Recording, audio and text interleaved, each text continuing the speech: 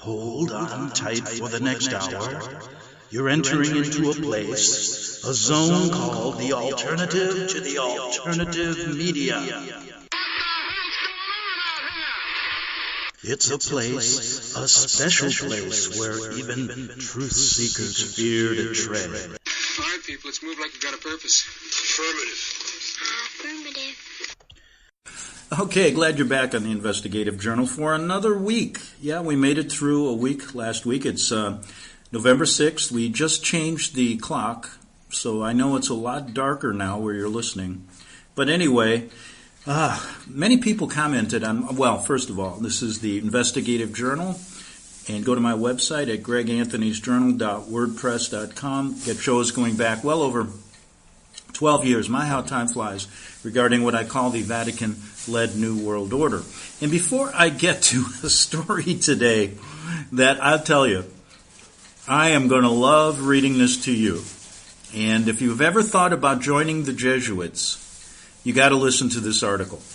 Okay, because they're out recruiting now, in force. And I'll get to that in a minute, but I just want a couple comments on the show last week on cannibalism. Well, first of all, let me tell you this. Look to a person by the name of Abramowitz, and she runs in Hollywood and all over the place something called spirit cooking that many people go to in Hollywood and in Washington, D.C., as it's been documented. And just check that out. Then I get an email from a friend in Rome who was telling me that you're not far off with some of the crazy stuff that goes on there. And he's got some inside information in the Vatican as well. So I do this thing on Katy Perry. Now, she did a video where she is laid out as if she's a turkey, and they put all this stuff, all this stuff on her that you'd normally put on a turkey bird. And it was kind of like, oh, now we're going to eat Katy Perry. But an article appeared that went around, and I checked this article out, and I knew it was a spoof because and thousands of people were passing this thing around the internet. I mean, literally, this thing got over, when I last checked, from the 4 places I looked, it had over 400,000 hits. Now, how many people walked away from that thinking that article was true? So what I did is I read it as if it was, and the reason I did it was to show you that if you hear something on the internet or see it, it doesn't necessarily mean it's true. You got to do some verification, and once you look at that story deeply, you're going to see that the guy saw the video, then said, oh, I'm going to be really smart and do this, and then spoof everybody. Well, the point is that the question mark is, what really goes on in Hollywood? And is he really far off base? And the question I have is, I think we've seen lately all of the decadence coming out, Kevin Spacey, others coming, women coming forward. You would not believe how many are kids coming forward. Today I just heard that Richard Dreyfuss's son Harry, who was 14 years older, he was an underage child, on the set when Kevin Spacey was directing Richard Dreyfuss in a play in London, that Harry said that he tried to grope him. Now, how far is a guy going to go? I mean, he's got his friend on the set, he's directing him, and he's groping his son?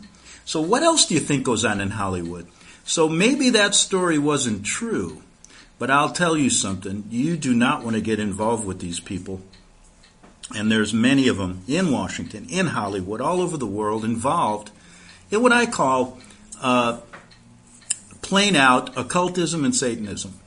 And you see it all the time with these rock shows now. You see it all the time with these ecumenical pastors who come up and they'll be talking that they love Jesus and all this, and they'll put up those hook 'em horns, sign to their friends that, yes, we are worshiping Satan.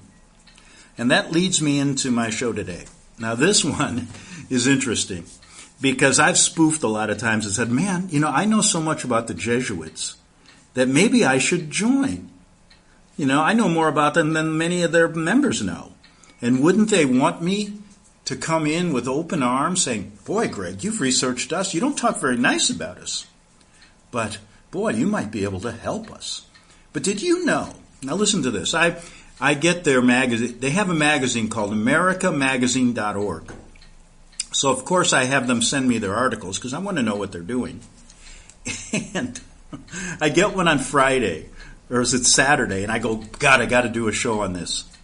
So I waited till Monday, and I pulled up the article. And you've got to see this. It comes from AmericaMagazine.org. And the article shows a picture of about, I'm looking at it right now, of about 40 Jesuits in black and white. And I'll tell you what, some of these guys look absolutely weird. Now, a caption in the article goes, thinking about joining the Jesuits? Stop sitting on the fence and try it out. Now, why would they put that there? If you look at these guys, I would not want to get near half of them. And so under it says, support the mission of America. Smart, Catholic, Jesuit. Then it says, donate now. You know how many people are going to give them hundreds of thousands of dollars? And you know what? They're not telling you any of the truths that I tell you. And I put a donate button on my website, and I get $10. I mean, what do people want? I really believe that most people in America don't want to get to this truth. But, you know, let's have some fun with this art. At least I'm going to have fun with this article. Because it's written by a guy by the name of Joseph P. Hoover. And he wrote it on November 3rd, 2017. And you know what? They're recruiting for the Jesuit order. Yes, so if you ever thought about a career, think about the Jesuits, and let me give you some reasons why. You'll learn about money laundering. You'll learn about how to lie. You'll learn about how to steal. You'll learn how to make money off fake Mother Mary apparitions. And on and on and on. You'll learn how to create wars. You learn how to infiltrate governments. You learn how to bribe. You learn how to blackmail people. It's a great business. And you know what? They pay for everything. Your education. They pay for your board, your room, your house, your clothes, your car. They give you money to travel. And yes, all you got to do is take the Jesuit vows. And let's read what Mr. Hoover has to say about them. And let's compare what the truth is maybe to what he's saying about what he wants you to do. Now, you know what I might do? I might just enroll and apply and see what they say. And you know who I'll use as one of my references? I'll use the godson of Father Paul Marcinkus, one of the highest level Vatican priests. Remember, he was caught in a money laundering scandal in Rome, and then he was almost indicted for murder, and he was indicted for bank fraud. And then the American government airlifted him out in a helicopter, and he spent the rest of his life playing golf in Phoenix, while the Vatican paid the Italian government $220 million to get rid of the case. But that's what this could lead to. Now, if I have a reference like his godson, who contacted me years ago and wanted me to go into entertainment because he said, Greg, you shouldn't be talking about the Vatican and Jesuits this way. I mean, nobody's going to listen to you, and you're going to end up poor, you're going to end up like a pauper. No one will care. And I said, you know something? You might have a point. So let's see here. If I used Paul Marcinkus as his godson as a reference, and with all I know about the Jesuits, don't you think they'd want me with open arms? Hell, I'm looking for something to do in my old age. Why not? You know, I thought about going into the military. I mean, what about the show I did on how come the young people have to die? Why not have a senior citizen army? We're not doing anything. We got a lot of senior citizens out there now that work out with weights. And I tell you what, if you want an army that would fight to the end, get the senior citizens, because, you know, what else they got to lose? They got nothing else to lose.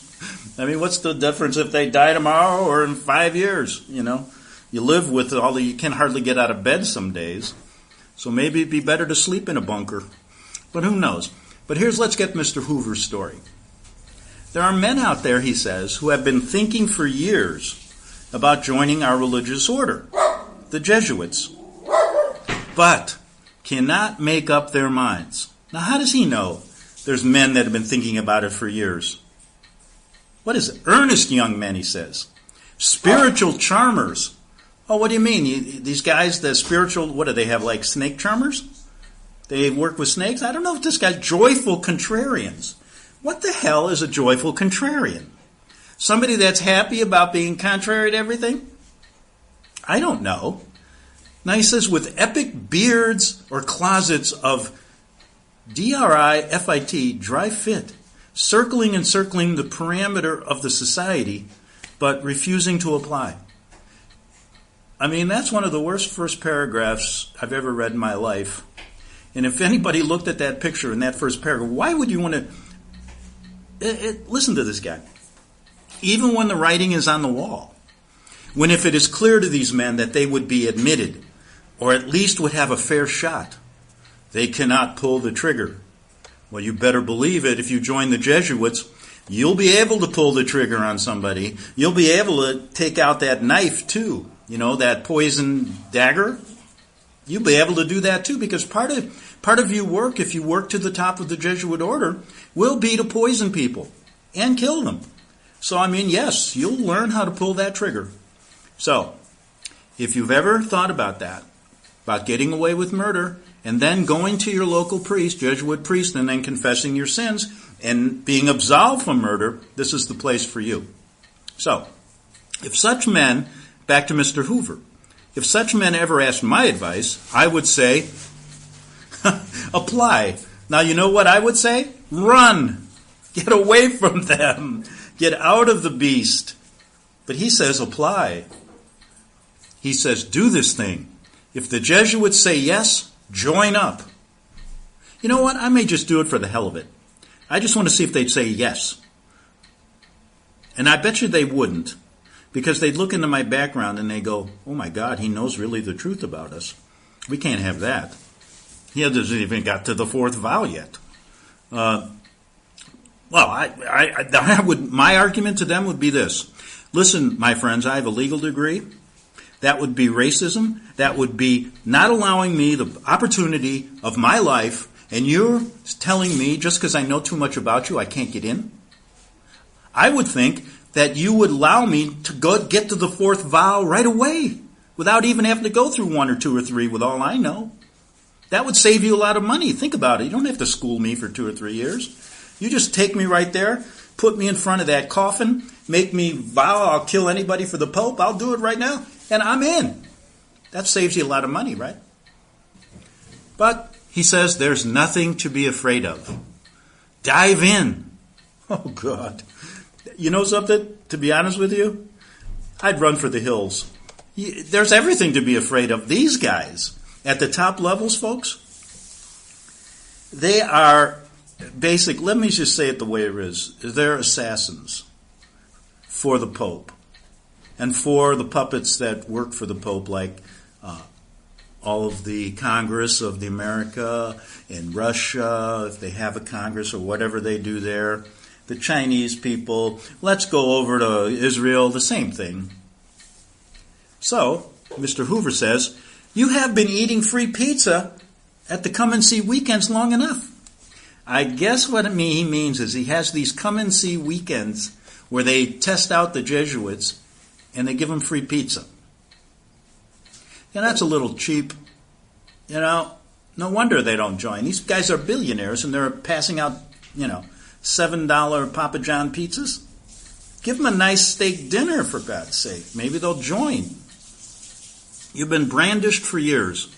The fetching promise of your vocation to parents and priests, 2 old teachers and neighborhood mothers, their hope-filled sighs floating after you like incense down the sidewalk.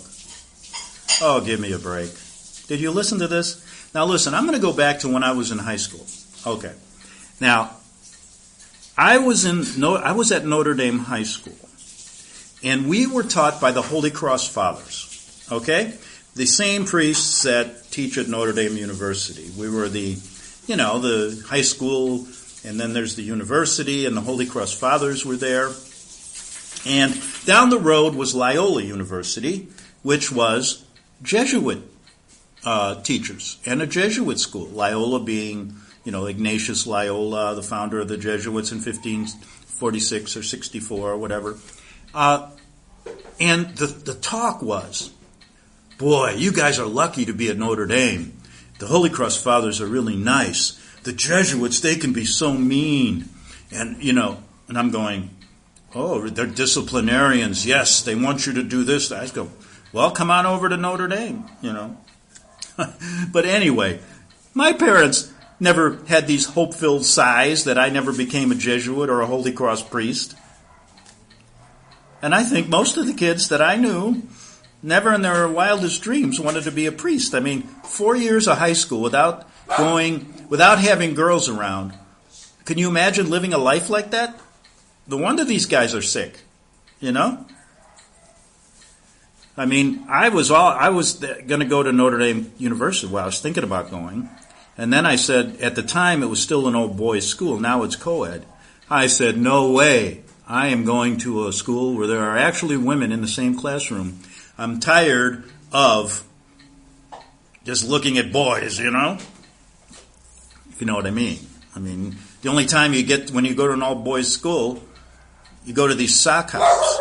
But anyway, he says, you've been waving far too long, this is Mr. Hoover, the sparkler of priesthood, before your girlfriends or boyfriends. What? Don't get too close. I could be gone. Like that. What are you talking about? You think I'm going to go out with a girl in high school and tell her I want to be a priest?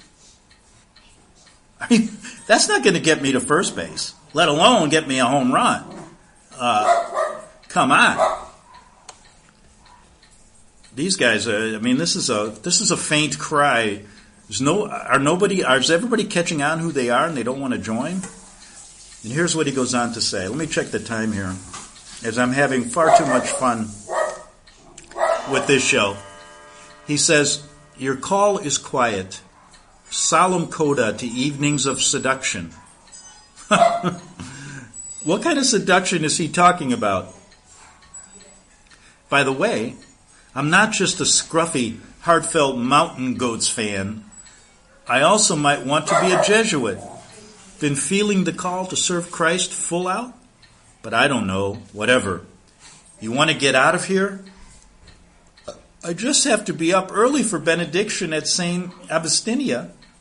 Not that. I'm into benediction, but I'm into benediction. Fence hangers, doubters, grasses greeners, many of us in the order have been there ourselves. So all we can say is, join up. You've got up to 2 years, 730 days. I've got a dog here that wants to join. He's going, I want to be a Jesuit dog. And he won't shut up because he's so excited about listening to the Jesuits. And nothing you can do will shut this dog up because he wants to be a Jesuit. Do they have dogs at the Jesuit seminary? But you've got up to 2 years, 730 days of Jesuit novitiate to figure it out. To test the life before you decide to take the vows or not. Or before you're asked to seek perfection elsewhere.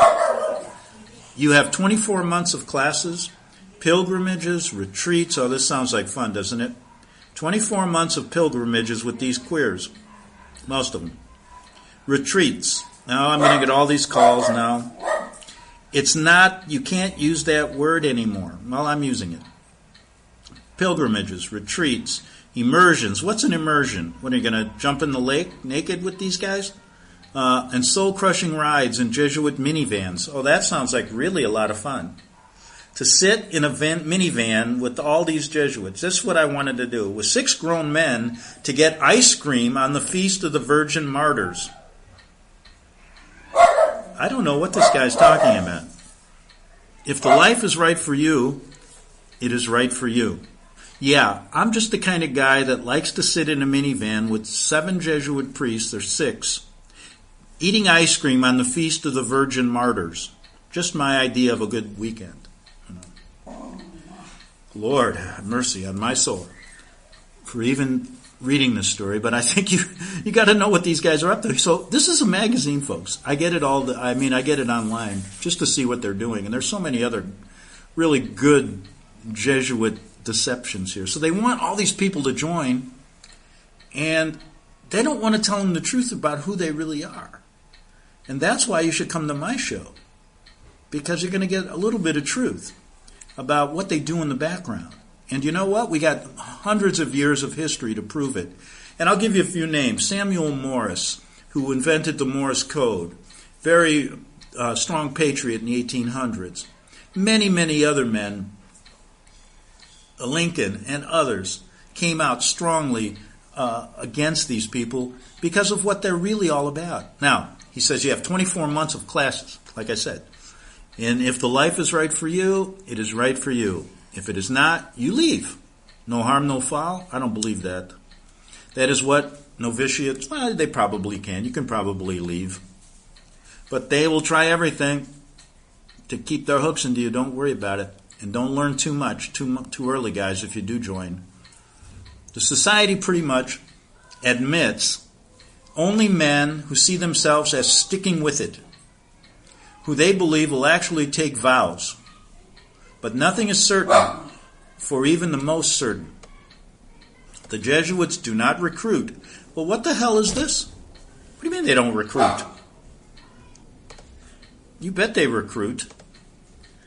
They may not recruit in their order, but they recruit outside the order. And let me tell you, they're some of their strong, they're recruits. Why don't you try most every major leader in the country, in the world?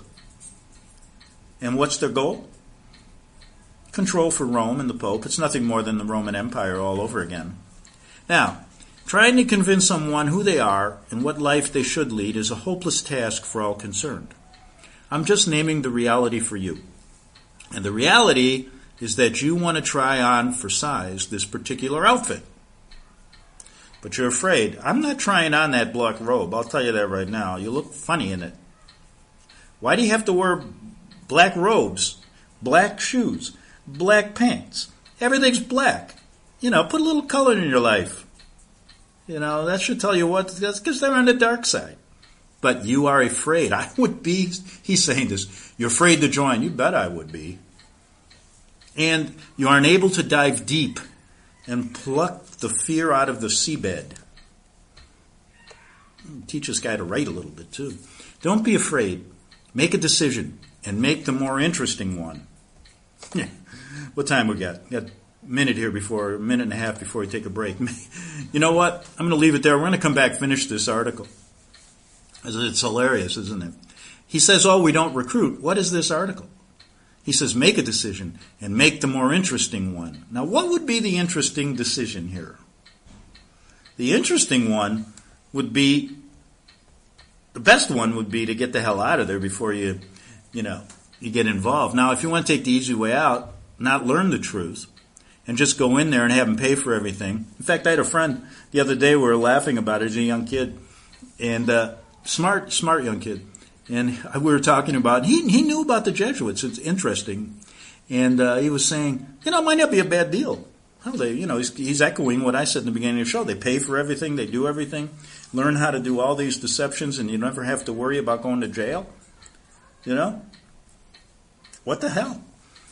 And we were just talking about it tongue-in-cheek. But here they are with this huge promotional article. And they say they don't recruit. They're all over the place. Smart, Catholic, Jesuit, support the mission. What? That is not the mission of America, folks. I don't know where these guys come from, but America's mission isn't to support the Jesuits. Smart, Catholic, Jesuit. Donate now. That's what they say. And as if they need more money. You know how much money these guys have? You don't even want to think about it because you're never going to find out exactly. But I would gather, and I've said it many times, it's the richest, the Vatican and all of its tentacles are the richest organization in the world. Back in 3 minutes on the Investigative Journal to see if I really decide to join the Jesuits. Back in 3 minutes.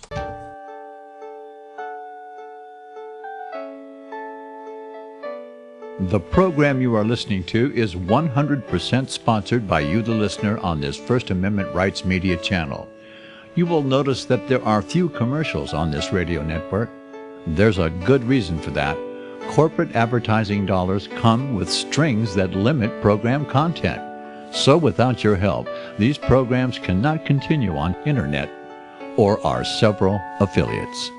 If you benefit by the educational law programs, we ask you to give. If you are admonished or nurtured by the Bible and ministry programs, we ask you to give. If some voice a cause that you are passionate about, we ask you to give. If you believe in any of these, we ask you to support them as you would a missionary on a continual basis, as if giving a tithe for missionary radio. These programs are not commercially viable and must be supported by those faithful to the cause of truth.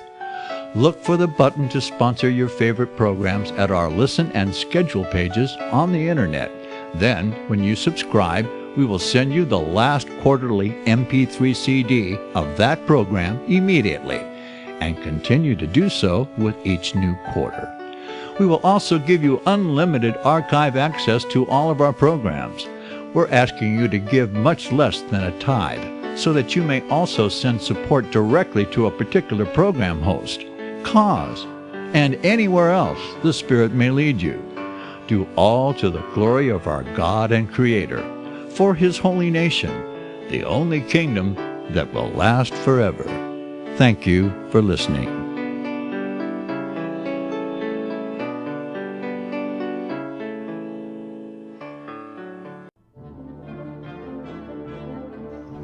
Visit crosstheborder.org, CROSS, crosstheborder.org, to get your print, EPUB, or PDF version of Nicholas Arthur's new book titled When the Third Temple is Built. That's crosstheborder.org. When it comes to prophecy today, much of the evangelical Christian world has their eyes on Israel, waiting and watching to see when the third temple will begin to be built. The plans are drawn, the Jewish people are eager. Most evangelical Christians today believe that the rapture will happen before the third temple is built. Hi, I'm Michael Eugene. I was taught that Daniel's 70th week was in the future. Is that really what the Bible teaches? Have we searched the scriptures and found this to be true? Why is it so important for a re-established Israel to build a third temple in Jerusalem? Is it necessary to build a temple on the same location already occupied by the Dome of the Rock? Is it necessary for sacrifices to take place in the temple on Temple Mount? Is there really a rapture followed by 7 years of tribulation? What is the New Testament temple? Can we identify history and prophecy? Who is the first beast in Revelation chapter 13? Who are the 7 kings in Revelation 17? I have asked all these questions, and I have found Nicholas Arthur's new book, When the Third Temple is Built, answers all these questions and more using Scripture to interpret Scripture. The Bible says that no prophecy of Scripture is of any private interpretation. Nicholas shows us in his new book, When the Third Temple is Built, how the Bible interprets prophecy and not man's private interpretation. Visit crosstheborder.org, CROSS, crosstheborder.org, to get your print, EPUB, or PDF version of Nicholas Arthur's new book titled When the Third Temple is Built. That's crosstheborder.org. The following program is labeled dangerous and off limits by the supreme Jesuit command. But stand tall, people. Listen up, and you may just learn something. Oh, dear Lord Jesus, this ain't happening, man. This can't be happening, man. This isn't happening. Okay, we're back from the Jesuit recruiting session, and believe it or not, I got a call, just at the break, from a Jesuit recruiter and said, "Oh, Greg, we heard you want to join. Yes, please come over to our facility. Where do you live?" I said, "Well, I can't tell you where I live." And he said, "Why?" He said, "Well, I'm kind of afraid of you guys." And he says, "What are you afraid of?" I said, I've been talking the truth about the Jesuits for years, and I've heard about what you do to people like that, like Father Alberto Rivera. They say you guys poisoned him. And what about Abraham Lincoln? And I'm afraid that you're really not serious with me, and you want me to come somewhere, and then you're going to kill me. So that's why I don't know if I want to join you guys. But if you're truthful with me, Father, then I will meet you. And you know what he said? He said, "Greg, I don't know where you've heard those things, but you're sorely you're misinterpreting our goal. We are so close to Jesus, and we want you to become close to Jesus. That's why we'd like you to come, because we know that your whole life has been built on teaching the truth. And we want to set you straight, because what you're saying about it isn't true. It isn't true at all. And I said, Father, bless me, Father, for I've sinned. My last confession was about 66 years ago. And I'm so sorry for blaspheming about the Jesuits. And he said, now you're on the right track. Now you're on the right track. I said, give me about 48 hours to think about it, okay? And he hung up. Okay. So now you know they want me. But what for? I don't trust them. Well, let's get back to the article. And here we go. They say, don't be afraid, says Mr. Hoover. Make a decision. And make the more interesting one. Maybe you won't even get in. Oh, that would be the best. Things come up in these interviews, stuff you didn't even know about. Unresolved conflicts, misguided heroism. Can you imagine if I sat in on an interview? Misguided heroism? Oh boy. If I told them the truth about what I know about them, I probably wouldn't walk out of that office. You know? And they probably know anyway already. I mean, I've gotten more, I know they know. But, maybe I'll slip through the cracks. I could lie like they do. I don't have to tell them the truth. They don't tell the truth, so why do I? If you're not admitted, no one is going to curse you for wasting their time. Oh, you're not supposed to curse? I thought, you priests. I thought you'd take some vow against that. No vocation director will make you pay back the cost of the paper and pencils for the Minnesota Multiphasic Personality Inventory. What the hell is that? Oh, you got to take a test, an inventory on my personality. That'll be the day. They will be just glad you have found some clarity. I once saw a young Jesuit scholastic at a ceremony in a church in Boston, committing the unthinkable crime of wearing a black cassock, publicly, where everyone could see it, even forward-thinking potential donors. By the way the cassock was cinched, the way the cincher draped down, and his smart haircut, an easy smile and non-threatening, even-keeled liturgical grace softened the blow of this audacious behavior. What is he's a novitiate, or what was he? Yeah, he was a young kid trying to get in, right? So a Jesuit scholastic, okay. He was wearing the black, you can't wear the black cassock till you become a Jesuit. I guess that's the moral of the story. Okay, and don't ever have it cinched with the cincture draped down, whatever that is. And don't have a smart haircut or an easy smile. Maybe our undecided young guy is on the fence, in part, because he, too, wants to wear the cassock, and in such fine fashion. But how will it be received? Maybe our undecided young guy is on the fence. Don't worry. Do it. Bring on your desire for the old sautéing, as if you can wear it, or just get one and wear it until, I think I'll go out tomorrow. I think I'll buy a black cassock and walk around town. And if somebody asks me, say, I want to be a Jesuit. And they'll go, who the hell, what is a Jesuit? You know how many people I've interviewed over, on the street? I'll go up to them. I used to do it for my old show. I'd say, okay, I'm going to go out today and find 20 people and see how many know who a Jesuit is. 18 doesn't even know who they are. That is how they operate behind the scenes. Put it on and strike a touch of panic in the souls who live in quaking fear that this latter-day mingling of cassocks and kneelers, mantillas and rosaries, incense and adoration will congeal into a fierce Latinate weapon that will bomb the church back to 1961, to a thing called pre-Vatican II, to a time that no one on earth can actually ever bring back. Be this individual who does this thing. He wants me to go out with a black cassock on and start some kind of political or religious bombshell. No thanks. I don't want to go back to pre-Vatican II. It's worse now. I mean, it's worse. It's never, what at pre-Vatican II? This organization has been corrupt since day one. And that's going back a long time. Be this individual who does this thing, because God is larger than your outer cassock and anyone else's fear of it. Go confidently towards something. Making a bold move begets energy and clarity. Sitting around begets what? I don't know. I enjoy sitting around sometimes watching a baseball game. There's nothing wrong with that. Huh? You mean I can't watch baseball and sit around if I join you guys? No way. Okay. Sitting around begets sitting around.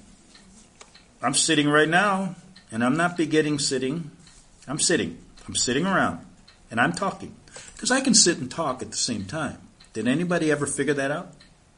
I can walk and talk, sit and talk. I can lay in bed and talk. I can even take a bath and talk. I can talk in my shower. I can talk just about anywhere I want to talk.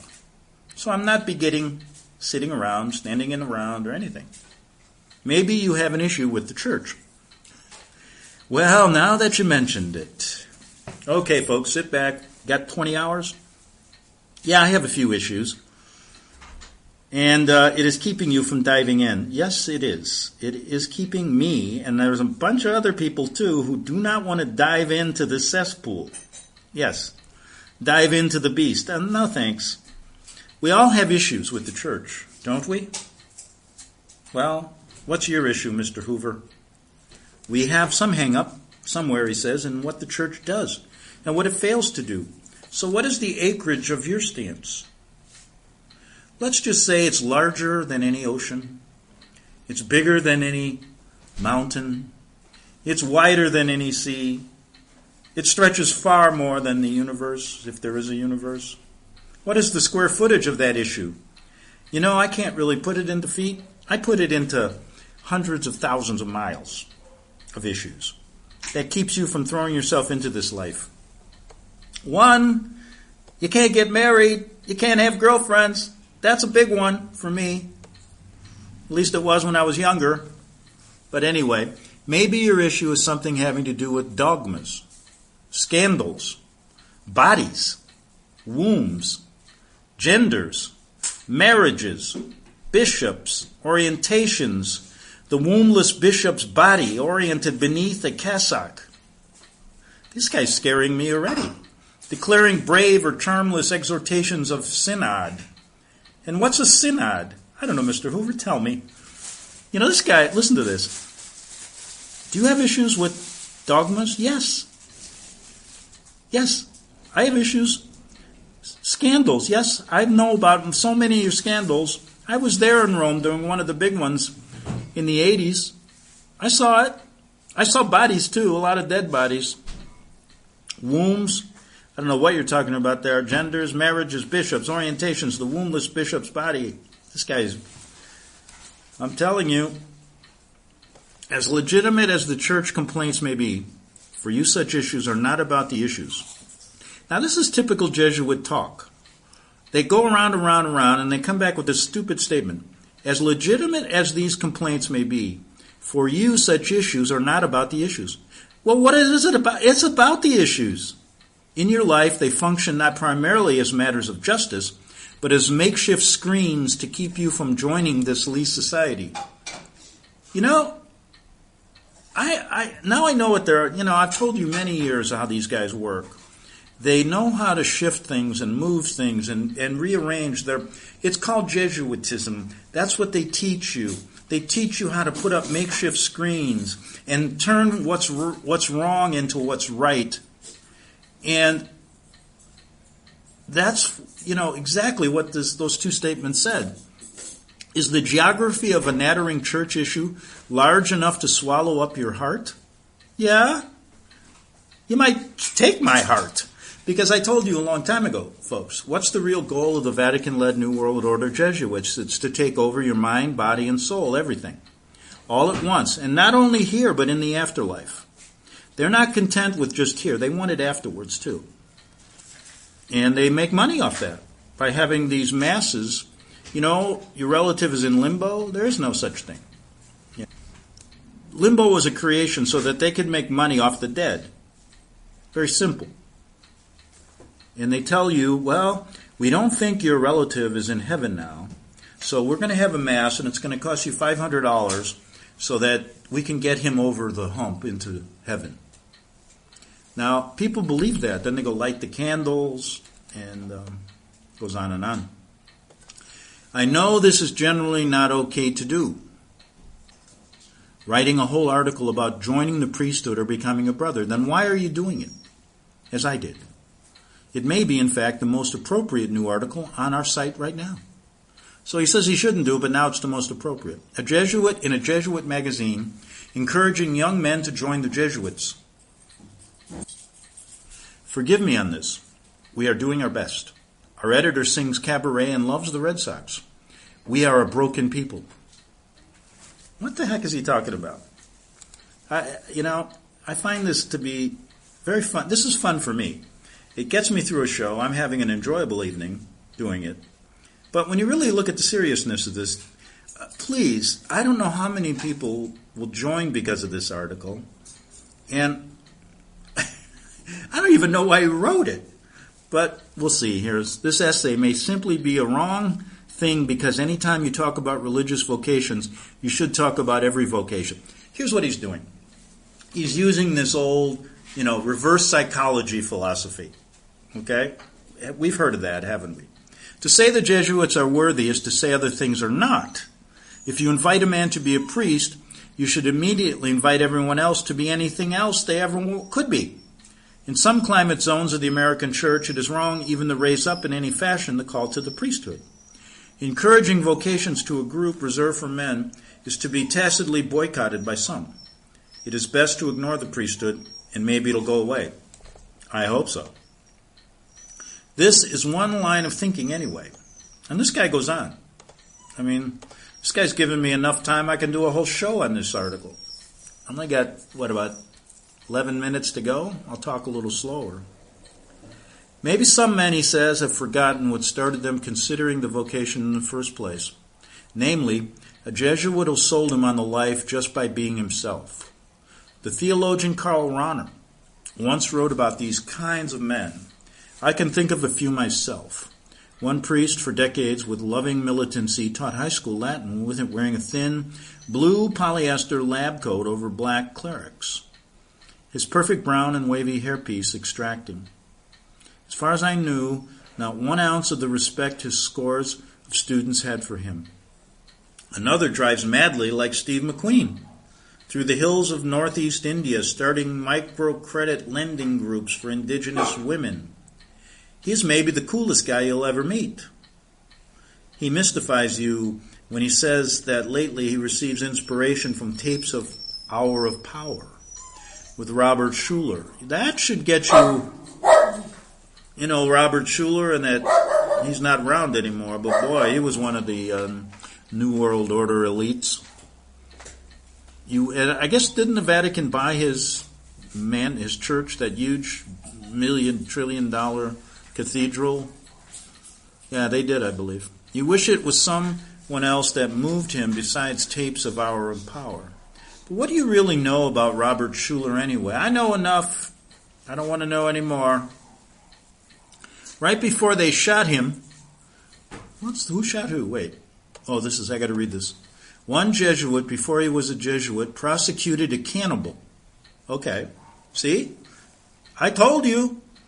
Cannibalism again. Here it is. He's right here. One Jesuit, before he was a Jesuit, prosecuted a cannibal. He must have been what? A lawyer? Later visited him in prison and reported back. Oh, you got to listen to this one. He's actually a pretty nice guy. What did I tell you? Do you think these guys like cannibalism? Anybody who's a cannibal cannot be a nice guy. Right before they shot him, one priest stretched out his arms. You can't make this stuff up, and shouted, "Long live Christ the King." All but ending right then and there the regime that executed him. There's no way to write any of this without coming off as, "Look, world, how grand are we?" But all I can report is what I know. Another in 1987 gave a whiplash of a homily at midnight to freshmen sprawled all over the gym floor. Well, that doesn't sound too good to me. He declared against perhaps the theological fashion of the age, that at the end, in the battle of good versus evil, Christ will win. You know, that sounds good, but you guys don't worship Christ at the top levels. You worship Satan. So let's get it straight. Another priest, this is what I mean. I don't know why they wouldn't want me. I mean, that could, like I said earlier, I could skip all the vows at the lower level. I'm already at the top. Another priest carries deep in the lighted cave of his soul, in a manner confounding and unabashed, both a humble, disinterested devotion to the poor, the homeless, the seekers, the losers, via his near mystical relationship with our non-ideological Lord and Savior Jesus Christ. He carries both that and a supine allegiance to every Democrat in the world as refracted through the harsh light of the Chicago Democratic machine. It works, it works. One Jesuit, before he was a Jesuit, he already said this, prosecuted a cannibal. I won't read it. He's repeating himself. A few are just not that pleasant to be around. Somehow in ways you cannot quite name, this confirms the legitimacy of the order. God works through anyone and anything. And what do you really know about these guys anyway? Well, do you want to sit down with me for a while? Because I've been looking at you guys for better part of 20, 25 years. And I find a lot of things get misreported. I find a lot of things about you very deceptive. And I want to just get to the truth. So maybe we could sit and talk about it. But he says, these are men who, when dealing with someone's sorrow or joy, do not tend to say what they think a religious person ought to say, but what actually should be said. Well, now that's a bunch of double talk. I mean, it's not... What is a religious person anyway? I mean, what should be said? Who knows what should be said? Or they don't say anything and just let people speak their truth. Oh, you don't let me speak it.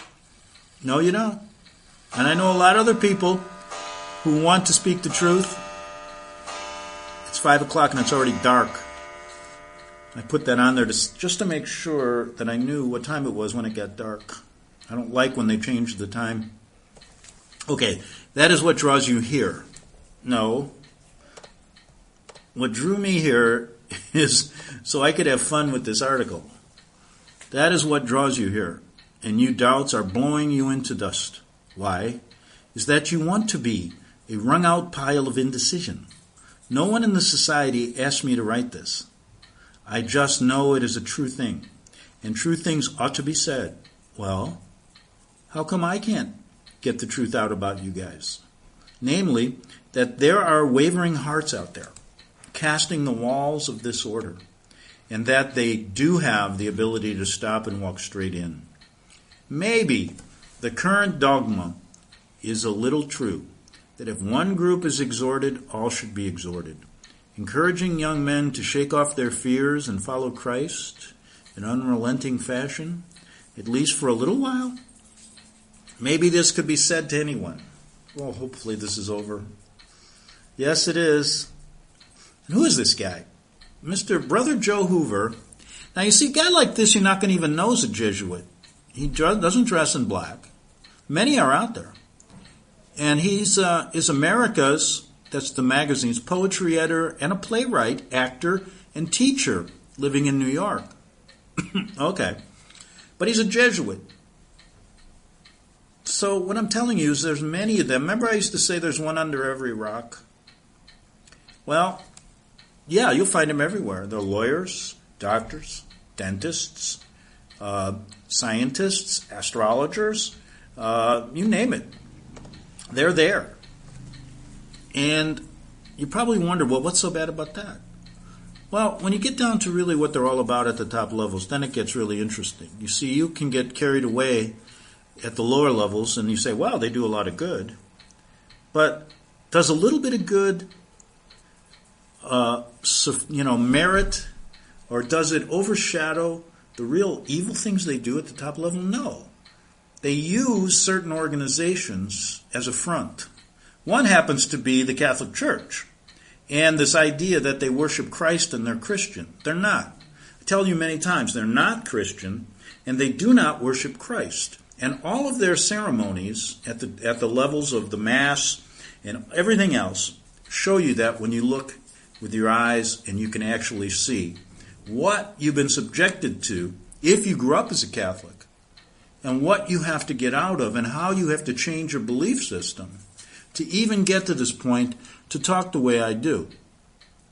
And the point I'm trying to make is we're not going to change the world by telling you this side to look at the Jesuits, to look at the Vatican from this side. But what we are going to do is we're going to open up some people's minds to figure something out in this crazy world we live in, because there are more and more people these days go to bed going, what's happening here? Why are things moving in this direction? That's what this show is all about. So there's also a serious side to it, which you know. You've been with me long enough, many of my listeners, and you know how I approach these shows. But what I want to tell you is, if you can see the deception in that article by saying, oh, we don't recruit, but then they recruit. They're this, but then they're that. It's a typical Jesuit article, and maybe it was written because they want to get them, maybe nobody's joining anymore. Who knows?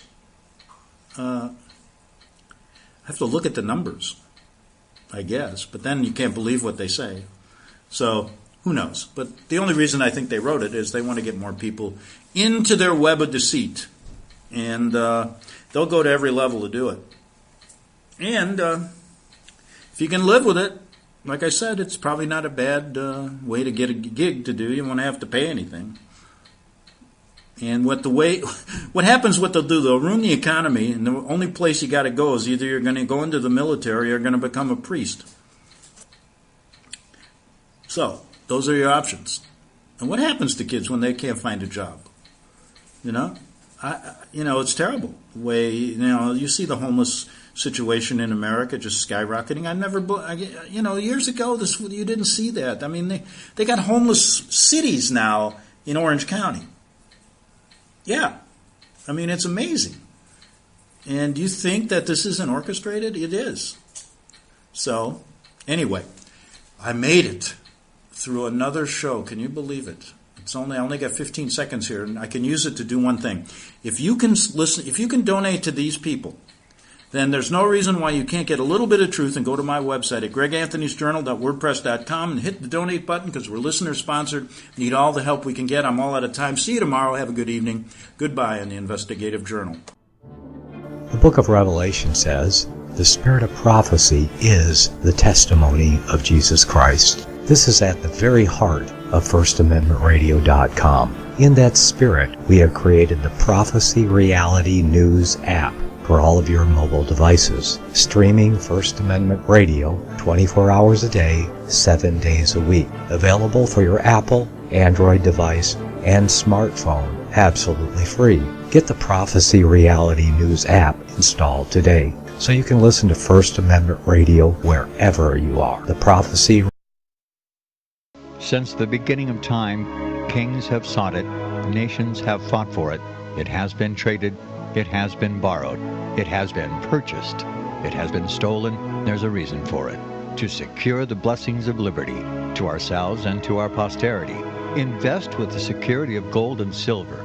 Call Discount Gold and Silver Trading at 1-800-375-4188 or visit discountgoldandsilvertrading.net. Listen to Financial Survival with your host Melody Cedarstrom right here on FirstAmendmentRadio.com at 4 p.m. Eastern or 1 p.m. Pacific Time. Visit discountgoldandsilvertrading.net or call Discount Gold and Silver Trading at 1-800-375-4188. Toll free 1-800-375-4188.